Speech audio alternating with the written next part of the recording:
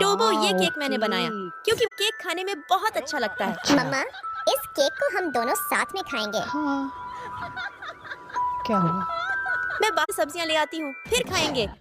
ठीक है। इतना सब्र तो मुझसे नहीं होता, अरे इसलिए मैं बाप रे। जल्दी जल्दी पूरा केक ओहो। खा गया। मम्मा के लिए केक वापस बनाना पड़ेगा, अच्छा। इसलिए केक बनाने के लिए मैं किचन में आ गया। और अच्छा। मुझे नहीं पता कि केक कैसे बनता कैसे है, बनता लेकिन है? मैंने केक के लिए क्रीम बना दी। अच्छा। केक के फ्लेवर के लिए मैंने फलों को हवा में उड़ाया और एक झटके में सारे फल काट दिए और अच्छे से बात केक है। भी बना दिया। सेम बना दिया वैसे तो देखने में तो। टोबो अब केक खाए। नहीं मम्मा, कल खाएंगे। क्यों? अरे ये केक कटता क्यों नहीं?